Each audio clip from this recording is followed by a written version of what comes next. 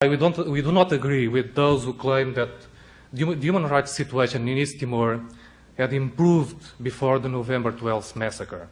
It was a massacre, not an incident. It was not an isolated fact. We see it as a repetition of a pattern confirmed by the analysis of other governments and NGOs everywhere. We also fear that any such incidents will recur while the underlying causes remain unresolved. Let me also point out that we feel, in Portugal, we feel that the end of the Cold War should enable certain countries to make a different evaluation of the situation in East Timor. We should not draw a distinction between good and bad human rights violators. For us, there is only a definition for those who violate, who do not comply with the rules of international law.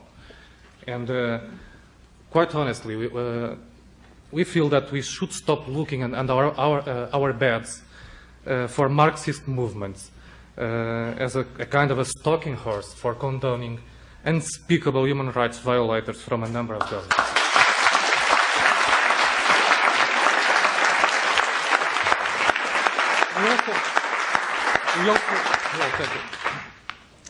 We also feel that it's fruitless to engage in comparisons on the development in East Timor between the Portuguese rule and Indonesian colonization.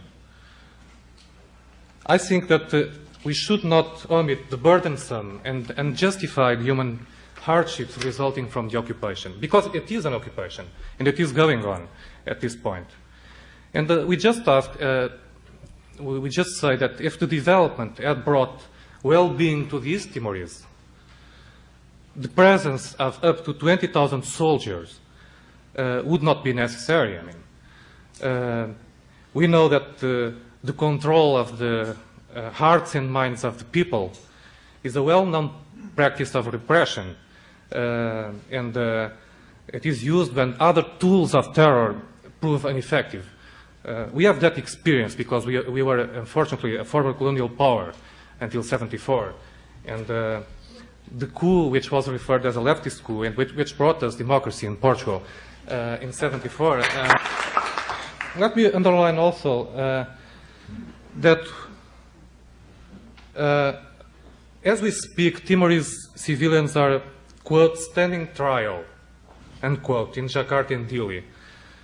And we feel that we should bear in mind that Indonesia is still ignoring the assurances it gave on March 4 when it subscribed to the Human Rights Commission consensus, which called on it to improve the human rights situation in East Timor, to facilitate access to the territory for human rights organizations, and to ensure a fair trial for the civilians arrested during and after the Santa Cruz massacre.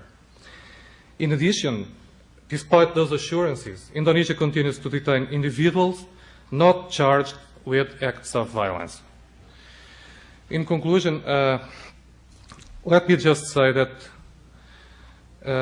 we consider encouraging that the administration's support to the talks between Portugal and Indonesia to resolve the East Timor question. The United States are friendly and country and ally of Portugal, and that means that we are able to engage in a very frank discussion on these issues as well on other issues.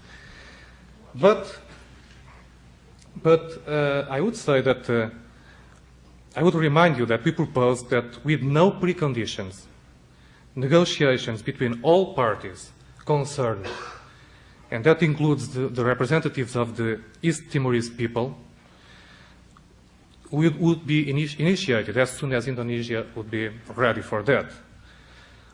We are ready to talk, and we said that on January the 24th in a proposal that my foreign minister presented to the Secretary General of the United Nations. We just hope that Indonesians, who have not yet given an answer to this proposal, replace their well-known readiness for repression with a readiness to discuss the issue in a constructive way. Thank you.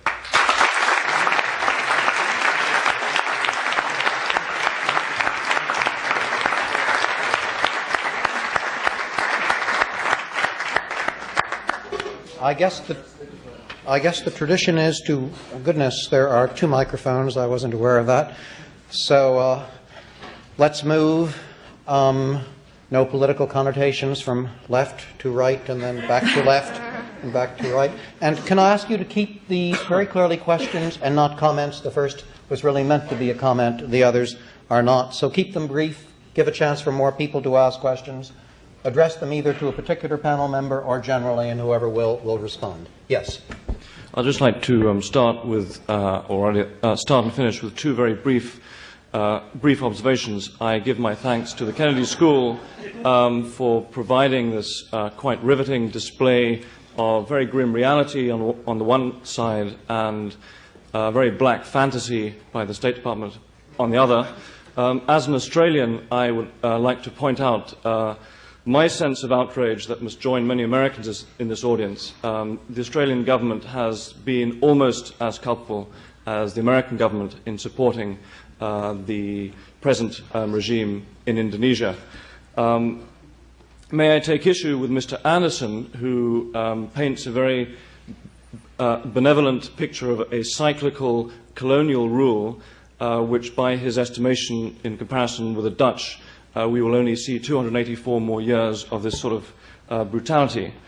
Last observation is, can I point out that Dr. Chomsky has been an almost lone voice in the wilderness and has championed the rights of the East Timorese for many years before the November 12th massacre so grimly brought their plight to our attention. Can I ask Dr. Chomsky what he thinks should be done now by the international community in terms of trying to force these UN sanctions, which are ignored in so many cases and are obeyed in selected cases such as the war on Iraq, what steps he would advocate? Thank you. Well, let me first, just to correct the record, say that Ben Anderson, I have been involved in this issue for a long time. Ben has been involved for a longer time. And in fact, I started getting involved in part after reading and hearing what he was saying about it. And of course, he knows about 100 times as much about this topic as I do. But now, as far as what should be done, well, you know, if the Iraq invasion of Kuwait is a model, what we ought to do is bomb Jakarta, obviously. In fact, probably nuke Jakarta, since, and in fact, while we're at it, we probably ought to nuke Washington because they've been supporting it. However, nobody assumes that the Iraq model has any meaning. This is regarded as the Kuwait model. I mean, this is just a total fraud. I actually didn't have time to do it, so let me do it now. One of the grand moments in my life, I should say, was just right before the U.S. and Britain started up the war in early January, mid-January last year. I succeeded in being denounced by 2 foreign ministers within about a week, Douglas Hurd of Great Britain and Gareth Evans of Australia. Evans was particularly upset because I quoted him. Which is, and if you hear what Australia is up to, you'll see that, you know, there's a lot of competitors for atrocity chief in this area. Indonesia took advantage of the invasion of Kuwait to launch the world attention over there, launch a new military operation November 1990. Meanwhile, Australia continued to consummate its treaty with Indonesia to rob Timorese oil. This was brought up in Australia in the Parliament, and Gareth Evans, the foreign minister, was asked, well, you know, isn't this a little funny? I mean, isn't it kind of as if what it would be like is as if, say, in the middle of force, that's Indonesia, Indonesia, Timor, and Australia taking Timorese resources. Of course, at the same time, big countries cannot invade small neighbors and get away with it, referring to Iraq and Kuwait. The New Order, which is established by the virtuous Anglo-Americans, in that would-be aggressors will think twice about invading smaller neighbors. The weak will feel more secure. All nations should know that the rule of law must prevail in international relations. Well, the last comment I would agree with, and I think that's the answer to your question. The rule of law should prevail.